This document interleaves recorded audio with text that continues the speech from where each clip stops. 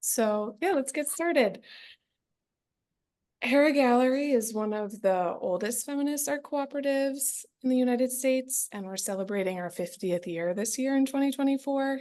In celebration of this milestone, we've chosen to revisit past exhibitions to continue that have relevance today.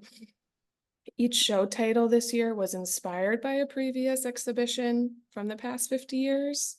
And Democracy Under Siege was inspired by a 2003 show titled American Democracy Under Siege. And that was curated by Claudia, Flynn, and Troy West.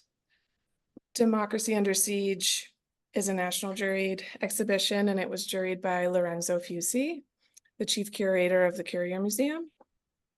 In this national open call for art, Hera Gallery asked artists how they identify with the current moment. Do they use or participate? Do they use art, to participate in the democratic discourse? There were over 600 entries in this open call, and Lorenzo selected 24 works. These works explore threats to democracy as seen through the eyes of artists from around the country. I'm going to move into reading the juror statement, and then after that we can get started. I just wanted to note that one of our artists will be going first, Heather Klinkhammer. She has a time conflict, and then after that we'll go alphabetically by last name. I'll introduce you. You'll have 3 to 4 minutes to speak, and then we'll keep all the questions to the end. Thank you. All right, so Lorenzo's statement. Jurying Democracy Under Siege was a challenge and stimulating. The large number of received submissions is a good indication of the present collective desire to address urgent political and complex social issues from a very personal standpoint. I would argue that this exhibition is an invitation to participate or a call for activism. The political scenario that is configuring around us in the US and globally as this juried exhibition is being put together clearly indicates that the title chosen for the call is not a hyperbole or a mere figure of speech. It is a true call for action that many of the artists who have submitted work took very seriously. Most works were personable and yet characterized by the will to have a wider impact on society. Among the political concerns that mostly preoccupies the participating artists, there is the right to self-determination for women when it comes to reproductive and abortion.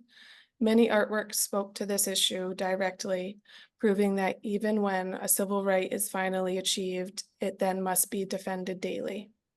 Overall, from the selection also emerged a strong and diffused anti-Trumpian sentiment that oftentimes was expressed in a paradoxical and caricatural way.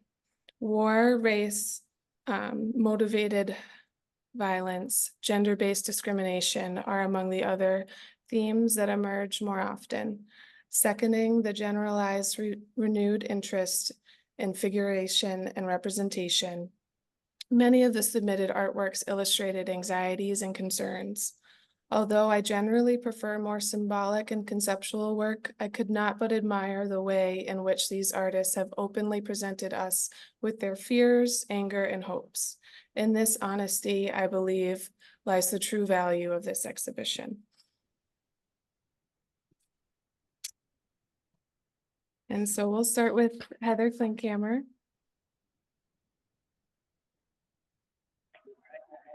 Hi, can you hear me? We can. Wonderful. Thank you for accommodating me. I'm talking to you from Lincoln Center. I'm at a reception and I've tried to find a place that's as quiet as possible. My piece is actually a page from an illustrated diary that I call the Conflict Diary, which is about musings on conflict and coping that started during lockdown, during COVID. I live in New York City. That's part of the noise you hear in the background. And during that time in my apartment, I could hear my neighbors fighting. I could hear people with COVID coughing horribly. And I could hear the sirens that were happening, that were blaring all the time because of the illnesses at that time. And so working on the diary was actually in and of itself a way of coping with all that was happening. And I continued to add to the diary.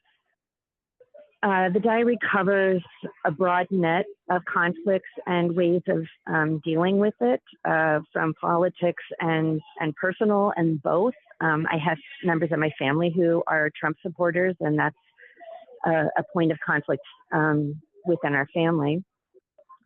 And I just painted whatever was on my mind. The piece that's in the exhibit was a response to listening to a podcast where Brian Stevenson of the Equal Justice Initiative was talking about his legacy museum and the National Memorial for Peace and Justice in Montgomery, Alabama, and specifically this community soil collection project where people go to sites of lynching in the United States to collect the soil, to document what occurred, and also to create an opportunity for people in the community to talk about what happened and to process it and start a dialogue. And in listening to him, he told this story about how a Black woman was in this very rural part of the South on her own collecting soil at a lynching site. And as she was digging, she felt very nervous. And this pickup truck pulled up. A older white man walked out and asked her what she was doing, and her heart was racing, and she explained. And then he asked if he could join her, and they both started digging together and had a conversation and ended up crying together. And so this to me was an example of a way of coping and working through something very painful. And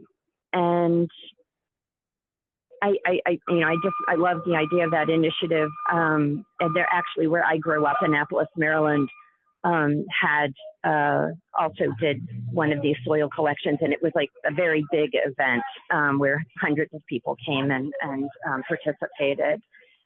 And I just, even now, I've been thinking about how so many people are in denial of history, and I wonder whether that is because they maybe embody what that history to some extent, and are reluctant to release it, and for many reasons, but just questioning why people are denying history and facts. So that's what the piece is about. And I'm sorry I'm missing the rest of the Zoom. I will watch later. Thank you so much. Thank you so much. We're so glad you could join us.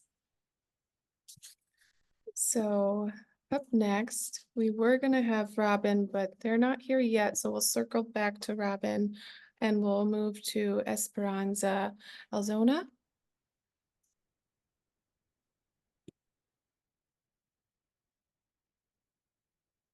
Oh, I think you're muted.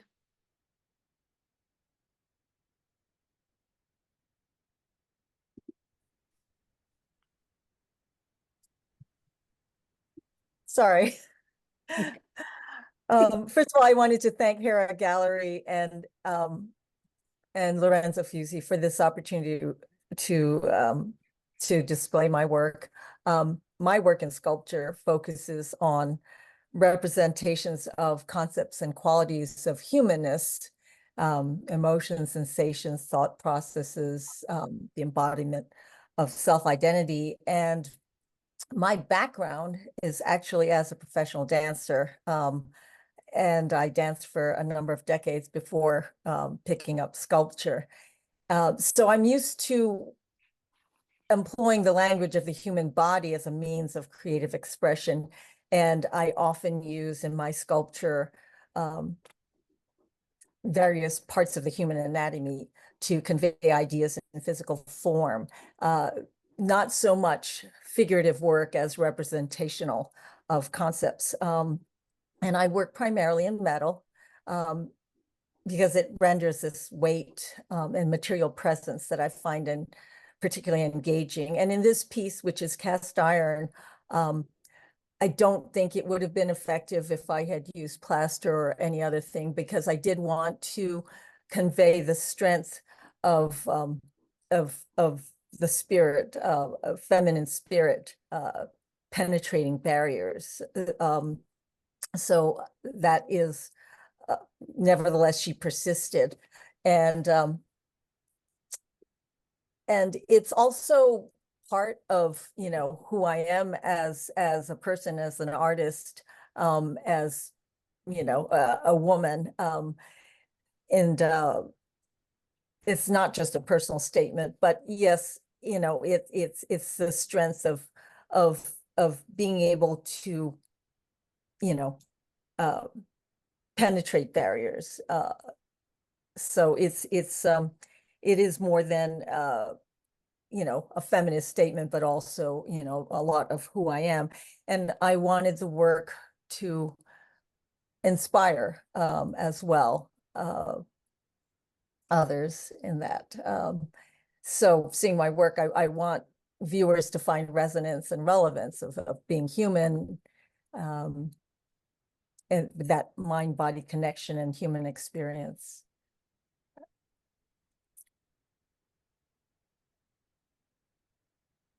Thank you. Okay, so up next we have Valentine Aprile.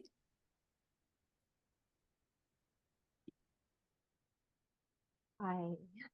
Yes, Valentine April, can you hear me? Yes. Okay, good. I'm on two different devices, which I don't normally do, so I just wanted to check in. Okay, great. So, I often work with themes related to identity, justice, equity, power, and survival. Also heavily influences my work. I This piece is, if you look all the way to the left, you'll see this little red, um, little splotch of red color right along the edge. And, you know, he's standing there with his police shield, but we see as if he's looking in the mirror. So this, to me, this image tells a story of hopefully more frequent reflection that's happening now in the United States, pertaining to both historic and current events. And I'm not, the idea of this is not just police, like a policeman, but the idea of policing and policing who can do what, who gets to go where. So, you know, it's not just a statement on privilege and power, but also um, um, race and societal hierarchies in a larger sense, I guess. Like, uh, you know, policing who can be part of this institution or that institution, and who excels and who doesn't. Thank you. Thank you. All right, next we have Nina Belfort. Hi, can you hear me? We can. Okay, great. Well, the title's right there. So the painting shows a couple conversing at the Jersey Shore, and you see the man with his back to you and the woman facing him and speaking to him, addressing him, trying to engage him on some topic of concern. And in the background, you can see some kind of a power plant.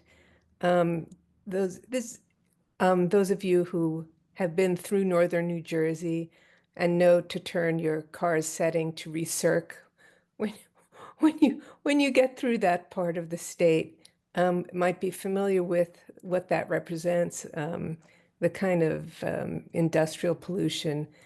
Um, and I guess the theme here, as far as the overarching exhibit goes, is has to do with the effect of corruption on our environment and in our legislature.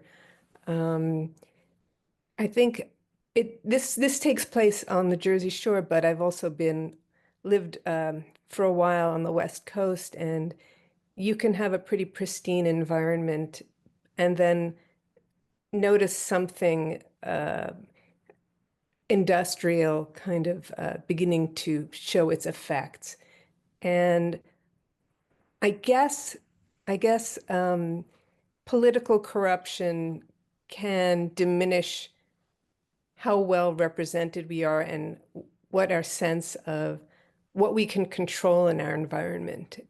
And in the painting, if she looks more concerned, she's the one speaking, probably because women are a little bit more directly affected as people who give birth, as people who raise children, who have to be concerned about the effects. Not that fathers aren't parenting as well, but so, yeah, so in general, I guess it's a painting about corruption on a couple levels, which definitely etches away at democracy.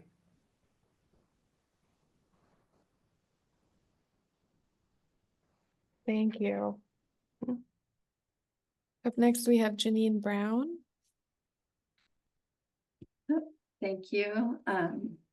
So I am a multidisciplinary artist in Connecticut, and for the past couple of years, I have been embracing home economics, both the cooking and stitching, and in particular, bringing it back to its origins as a science-based field of study. So in this piece, the material is actually home-cooked bioplastic, and it's embedded with shredded US currency. And what you're looking at is actually the average size of a female reproductive system. And I've used the imagery of shackles and chains to kind of talk about how women, whether they like it or not, are chained to childbirth. And you'll see the shackles on the left and the right, one is tied and one is not. And that kind of, to me, represents a woman's choice whether to be tied down with children or to be free not to have children. And the fallopian tubes are made out of chains, and then the uterus is an upside down house. And I've stuffed it with Kleenex because along those decisions, there's a lot of tears sometimes. So, and I've used the US currency because when women were first brought to the United States, they were thought of as property.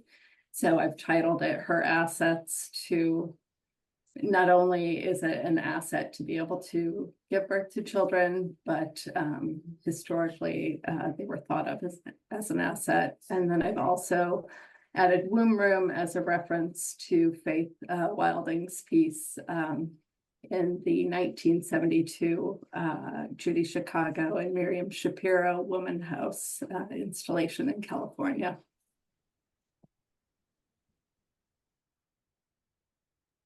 Thank you so much. Up next, we have Virginia Mahoney. Hi. Thank you. And I want to say thank you to Hera Gallery and congratulations on your 50th anniversary, and also to Lorenzo Fusi for choosing two of my works. This one is called Is This Us or Is This US? And I don't really know how to say it because I feel like it's both us and US. So I was really frustrated with what has been going on. And for the past many years, actually, it seems like a really long time. But I began to just record some phrases that I heard on the news. And I began to pull this piece together that ended up being about all these threats to democracy. And I just, as a general note, let me just say that I work in with figures that and also garment-like forms that are kind of ambiguous. This one's more of a shield-like form, and the other one is very kind of amorphous. And the other one was made from just reclaimed old work that I pulled together, and also all reclaimed materials. And so there are curtains in there. There's a piece of my mother-in-law's clothing in there. There are ribbons that have been are being reused from Christmas, etc. And there are all these phrases embroidered on there, such as things like warrior masculinity and alternative facts and anti-wokeness and school curriculum sanitization, book banning, disinformation. There's a whole list of things that are on there, and these phrases. And it's just this ragged, amorphous figure that's like a specter. And this is actually part of a series of specter-like pieces that are about things that are just there, hanging in the background, at this point, stressing us out terribly because of what's going on. And so we'll go on to the other piece if you want to switch to that one. That one's part of a group of forms that are more shield-like, and they were originally conceived because of all the shield-like forms I was seeing during the pandemic, people wearing PPE. There were, people carrying signs almost like shields in protests, police officers carrying their shields, actual shields. And so this inspired a whole body of work. And this particular one is about just about power, and it's just how ridiculously power can usurp everything else, and in our country, in our society. And so this one is called Supremacy, and it's filled with words, embroidered words that are related to that, and they're kind of in this weird, almost poetic arrangement. But for instance, one of the lists is ensnare, enmesh, entangle, entrap, enslave, hold down, hog tie. That's just one little list. And there's several lists that have different words that relate to the abuse of power and the fact that people that experience being beat down by people with power, and that's people who possess supremacy, how abusive that is, and how it has really ruined people's lives all over the place. And I'll just say one more thing about the use of the way I use materials, I should say. I use very slow processes with stitching and mostly stitching, and just really laborious long-term work. And so it gives me a chance to really ponder what I'm doing, what I'm working about. And it also emphasizes the materiality of the pieces. Thank you. Thank you. Up next, we have Sandra Mayo. Hi, Thank you all. It feels very special to before the elections and to be within this group of people. So my piece is called What Goes Around Comes Around. And I use the pictorial language of the genograms. Genograms are symbols that are used by therapists, researchers to find patterns in a family. So these are some of the symbols. And so instead of doing, I did the symbols, but of the world, because we are all a family. However, seems like with all families, we have a lot of conflicts. And in here, I focused on the problem on immigration and asylum seekers. So we have the world, and it's an image of the world, a mirror of the world. And I'm showing the symbol in the world that is upside down, symbol of abuse. And in the top map, the symbol of asylum seekers and immigration. So the immigration is from Africa to Europe and from Latin America to the US. And if we look at the other map, meaning if we look at our mirror and at history, we see the symbol of abuse from Europe to Africa, meaning colonization, and abuse from political abuse from the US to Latin America. So it's what we see today is not that the people are like, they are running for their lives, and where a refugee from Mali, where would he go? He already knows French. He been through, been taught that the French culture is the best, and he's running for his life, so he goes to France. And in here, it's not the same language, but if in Latin America, all we see is American television, and we are bombarded that this is the best place in the world, and here there is money falling from the trees, so you would put all your hopes and your life and risk your life to come to the US. And this is a print, and it's printed on Tyvek. So Tyvek, many of you might know, it's what the houses are covered, the walls with Tyvek to protect the houses from the elements. So I chose to print it on Tyvek because it's very symbolic of what the immigrants are looking for, right? It's a house, like they want to be protected. And so it's the print, and in the outside, all the border, it's made from hand made paper, symbolizing the years of history. So this is not an isolated event, but it's been building up. So I guess I can pass it to the next person. Thank you very much. Next, we have Valerie Mendoza. Hi. I would like to add my thanks to Hera Gallery and juror Lorenzo Fusi.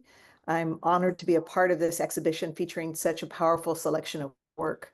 I'm a lens-based installation artist based in the San Francisco Bay Area, specifically San Jose, which is part of the Silicon Valley, and housing here is very expensive. I'm also a university professor. I'm teaching a class right now. It's about 4:30 here in California, and so my students are here watching the presentation. And I'm going to read because I want to make sure I don't miss anything. I've been working on the topic of affordable housing for a little over 10 years. It started, as much of my work does, from a personal place. I have approached the issue from various perspectives since then, mostly from the angle of interrogating the real estate industry. This piece in particular is about inequities historically embedded in the banking industry, all of which still exist today to varying degrees. The imagery is sourced from banner-shaped, long, skinny online ads. And then I manipulated them and built them out to be the vertical images that they are now. Banking ads always annoy me because they show happy people interacting with the banking industry in productive, functional ways. But the truth is anything but this. If you've ever waited on hold forever to talk to somebody to resolve a situation at the bank, you have caught at least a little taste of that. At least on the ads I receive, they also often depict people of color and or women, and the banking mortgage industry definitely does not treat everyone equal, especially women and people of color. Same-sex couples are also treated unequally. Anyone really beyond affluent white men, or really affluent people in general, but especially Caucasian people, are treated better in the banking industry. I wanted the people to be blurry in the images, transparent and difficult to see. Statistics run over the people. Each panel addresses a different topic. One on women, single women in particular, are not well treated in the lending industry. Another covers the issues of redlining and unfair taxing and property appraisal, which negatively impacts the Black community. Another is on the rising divide between income and housing cost, either mortgage or rent. Since a peak in the 1970s, wages have not kept pace with the cost of living, and prices have meanwhile continued to rise, especially in the area of housing where they have skyrocketed. So you're supposed to not spend more than a third of your income on housing, and especially the poorest Americans sometimes spend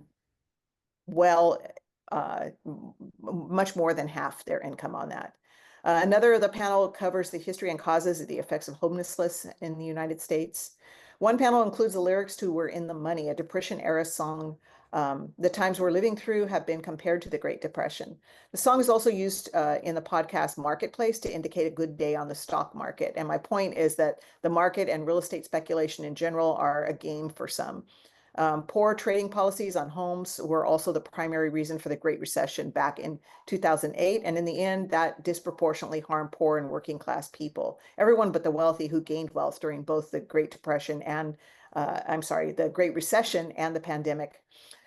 So this began when I had the opportunity to study the situation in Portugal. When my partner and I went on a Camino, a walking trip from Lisbon. I had already done some personal work about housing affordability, and I became very interested in photographing differences that I perceived to be in Portugal. We mostly stayed in albergues. They're very inexpensive hostels throughout Europe, created especially for pilgrims who walk the Camino from various points in Europe. The following year, I used a sabbatical to return to Portugal, participated in an artist residency in Porto, Portugal for several months, and interviewed people throughout Portugal. And what I began to find is that through this work and future further research, is that this is a worldwide problem. It's not just located in California or just the United States, it's everywhere. So the main point of this work is that far from being a local, national, or regional problem, the affordable housing crisis is a worldwide problem. Knowing this information shifts the blame from poor life choices of an individual who really doesn't have much of a chance to begin with in this scenario to a larger system that favors mortgage speculation, gentrification, touristification, and capitalist gain over the well-being of ordinary citizens. So I think it's important to share this information so that we can change the way that we do things, basically. I had the opportunity to hold a solo exhibition on this topic in Porto and another one at the art kiosk in Courthouse Square, Redwood City, California. And in both instances, ordinary people thanked me for this work, which was really humbling because as an artist, I'm really not sure what work like this can do for such a complicated situation. But I think discussion is really important, discussing difficult issues. The point of the work at the art kiosk, which was titled The Destination Cafe, specifically addresses the worldwide nature of this issue, and it stresses the point that we create the future. We make it every day with small choices and large ones, and together we can change the situation. Mostly we need to demand better policies from our leaders. So I want to make sure I don't run on too long, and so I think I will stop there. I'll just say that as a native Californian, I thought I'd never own a house. And in 2010, because of the Great Recession, the price of housing fell across the nation, including California, and buying a home was suddenly like inconceivably possible for my partner and I. But we had to do battle with speculators who were hoarding homes, buying up huge swaths of them for cash And this is how they increase their wealth. At the same time, my father was dying and my grandmother's home, a place where we had family gathering throughout my life, and where I had lived as a struggling young person for a time, was being sold to my uncles by my uncle's kids, my cousins, too cheaply because of the recession, to one of these speculators. Two of the written pieces are personal, reflecting my investment in this topic and about this experience, which inspired my entire body of work on affordable housing. So that's it. Thank you. Thank you so much. All right, up next we have Rebecca Miller. Hi, everyone. Thank you, Hera Gallery. I really appreciate being part of this exhibition. I'm also a university professor and I'm also in class, so I hope my students are working in the other room right now. So anyway, I'm a mixed media artist, but I specialize in photography. I created this piece in 2022 when I was in Washington, D.C., photographing the March for Our Lives protest. And I knew that Roe v. Wade would soon be decided by the Supreme Court.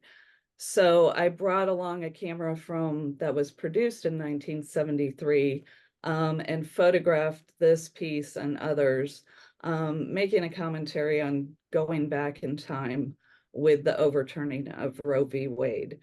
So I live in Missouri. It's a very restrictive state. It's pretty much abortion is banned here. It's on the ballot for November. I am very hopeful that it will be overturned, but Missouri politics are such the nature that the public can speak out and it can still be turned around. So being a university professor, I work with a lot of young women. I'm concerned for their future. I'm concerned for the rights of women in Missouri and across the country with the restrictions that are on abortion rights. So I'm crossing my fingers for November. We're going to keep fighting the good fight and not back down. And I also wanted to thank Gigi. I think you're on the call right now. You have amazing prints, and I was really honored that I was able to purchase one. Thank you for making them so affordable. And thank you all for calling in. Thanks. Thank you. All right, up next we have Ryder Ricardo. Hello, how are you guys? Yeah, so my name is Victor Ricardo, and I am my work deals with the interplay of migration, memory, and the self-definition. I was born in a rural town in Havana, Cuba, and I came to the US at the age of 15. And my work is imbued with echoes of this transition, reflecting a dual existence between two cultures. I started painting, drawing, and printmaking at the University of North Florida. And this is where I started using painting's pictorial language to interrogate identity and belonging here and in the diaspora as well. I spoke a little bit about my background and who I am as an artist because I think it has a real connection to my work and the show. And I wanted to share a little bit of the narrative behind my painting. Devotion is a two-way street. This work emerged during a profoundly challenging time, which was the pandemic. And during this period, I lost my father-in-law in Mexico, an event that profoundly shaped my new body of work and the series that I was working on at the moment. The genesis of this piece began with a significant moment. I witnessed my mother-in-law cutting my father-in-law's hair. While it appeared to be a simple act of care, it revealed a deeper layer of history, intimacy, and vulnerability. This moment highlighted the complexities of the relationship and the concept of devotion as a mutual exchange. It also prompted me to reflect on my own cultural context, my Cuban heritage, family dynamics, and my own marriage, exploring how these elements shape our understanding of devotion in various forms. I became really aware of how perception influences the act of witnessing and documenting intimate interactions. While my mother was cutting my father-in-law's care. This transcended mere physical care. It became a powerful manifestation of dedication and sacrifice, reflecting the complexities of their shared life. Both my husband and I come from broken families who have been marked by displacement and uprooting, which certainly informs our understanding of moments of hardship. This act serves as a lens through which we can examine the interplay of care, identity, and the narratives that shape our perception of resilience. Furthermore, I think really looking at the piece, you can peel up so many layers about gender roles, you know, fatherhood, motherhood, and this is really a painting about grief, because I started painting it right after he passed away, which was about 6 months after the pandemic. And I think I hope I was able to make a connection to the theme of the show and the concept. And thank you to Hera Gallery for having me as part of this amazing exhibition.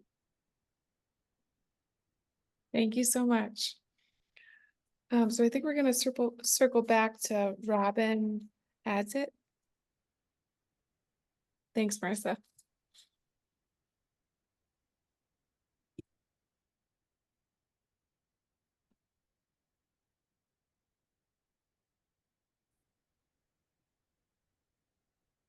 Sorry, I was trying to unmute myself.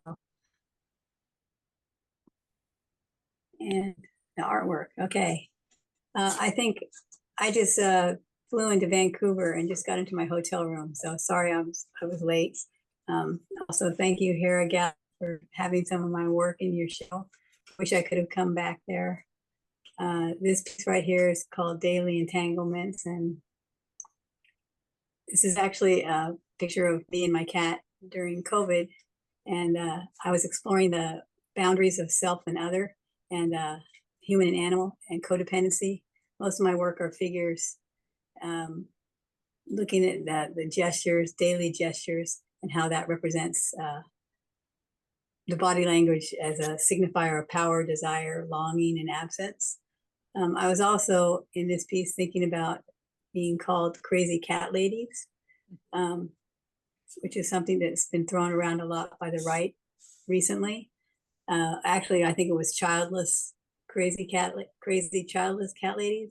I'm not childless, but I am a crazy cat lady. And I think part of that is just like when women were talked about as being crazy witches. It's a way of taking away our power. And I think cats are one of those animals that are hard to control. They're independent. They can't be told what to do. They have autonomy, and I think it's important that we have autonomy also. So that's kind of how I was looking at it.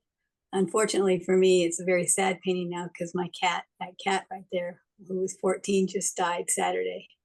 After a long struggle, I've been trying to keep him going. What else about it? Let's see if there's anything else. Oh, I was also interested in addressing a feral desire to escape captivity, particularly during COVID when we were kind of trapped inside with each other or our pets and us. And that's also kind of goes against traditional norms of women being, well, how it used to be. I guess I'm so old. Women being tame, right? Not speaking up against patriarchy. So I'm kind of expressing a way of becoming more feral, becoming a part of these other types of environments instead of the traditional environments. And I think was there another one also? Yes. And this one, which is a newer piece, Veiled. The veil is kind of referring to Morris Lewis. He does these paintings. He's a modernist painter who does these paintings that kind of are all the colors blending together. So I was kind of talking a little bit about modernism and, again, the exclusion of women within that system. But then The Suffering Machines is a quote by Picasso or Picasso actually said that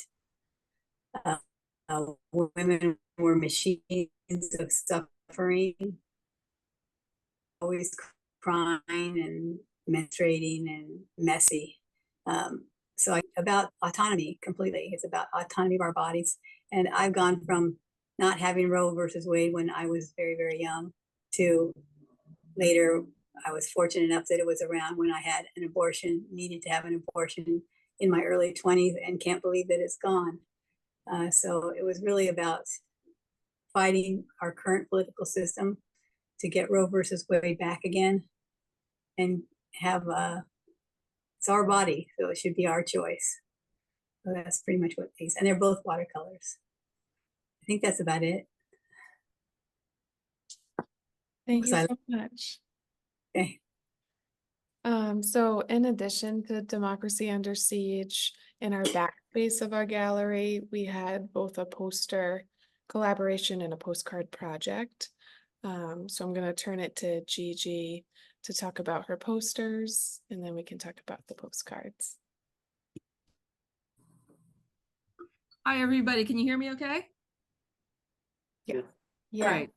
Great. Well, I want to say that I snuck into this show the back way in that I contacted Allison's predecessor, Sonia, before the show started. In fact, before I even knew there was a show, about the idea of creating some posters as a fundraiser. A couple of years ago, when Hera had a really wonderful show about reproductive freedom, I made a poster, as that was part of the show, that was included in the show. And the reaction to it was really positive, and people said if I ever do it again, they'd love to have them. And I was so touched by that at the beginning of the year, I contacted Sonia and asked her if maybe we should do a little poster sale as a fundraiser. So that's how these posters came about. Grab them by the ballot box, grab them back, I grab back and grab them back. Posters about November as well as Roe-vember. Each of these posters is based on a vintage political poster. You might recognize them: the famous Kennedy for President poster, the famous Angela Davis poster. So I was very pleased with the response for this. I was really thrilled. I was a little worried when it first started that the Pussycat joke was already a little tired, because it was the Access Hollywood joke from God knows how long ago, 2016. But God bless him, J.D. Vance breathed new life into the cat joke and inspired new sales of these posters. So I'm very excited. We raised a good deal of money, both, I think probably altogether something a little bit less than $2,000, to benefit both the Hera Gallery as well as Democracy Docket, which is Mark Elias's organization that keeps us informed about various kinds of litigation, particularly relating to voter suppression.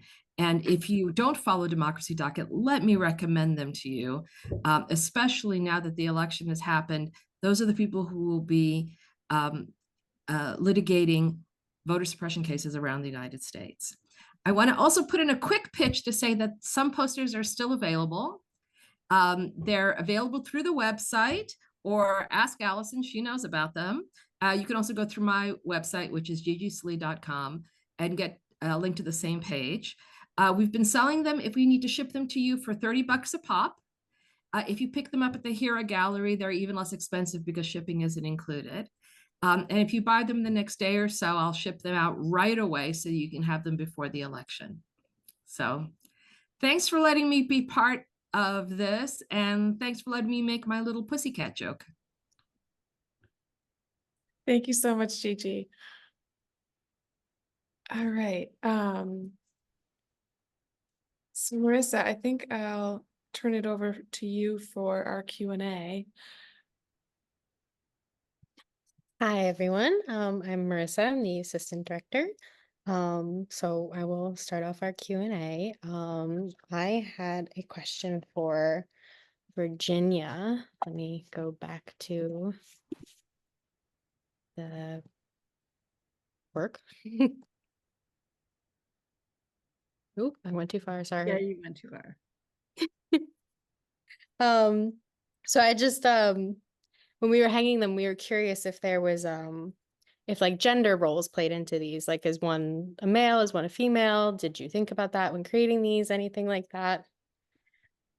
Thank you for your question. They really don't specifically have genders when I start out, but sometimes, as this one kind of feels like it does.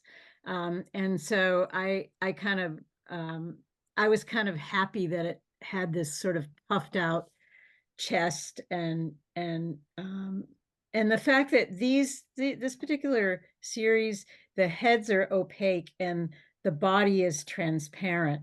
And for this, you know, all those ideas about supremacy are in the head and the upper body, and the rest is just flimsy. And, you know, to me, that's about these things, these ideas are all in our head, and they're just a bunch of hogwash, and they don't hold water, and they don't stand up. And so this one, I think, is maybe intentionally a little on the male side, I will say. But, you know, and I think that's because as women, we have been taught that males are supreme. And in other words, anyway, women of my generation. I mean, you know, and I think someone else talked about that too, maybe Robin, you know, back in, I remember before Roe versus Wade, and now I can't believe it's gone. And it just seems like men are just running the show, have been running the show. And I was raised in the South where men really did run the show. So anyway, does that answer your question? Yes, it does. Thank you so much. So now if anyone else has any questions, you just unmute yourself and go for it. I was wondering whether supremacy was the way I first read it was a play on SCOTUS in a way, sort of a. Well, I love those associations. That wasn't necessarily in my mind, but I love it when people make observations like that about my work, because it always becomes much more than what I thought it would be in the first place. Yeah, the figure itself is very, unfortunately, I couldn't see it in person, but there's an aspect to it, sort of the puffed red maleness of it. It just, that was my association anyway. That's great. Thank you.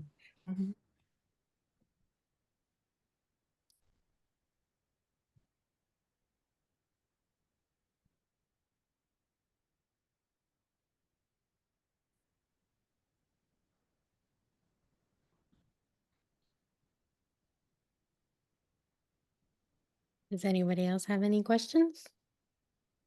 All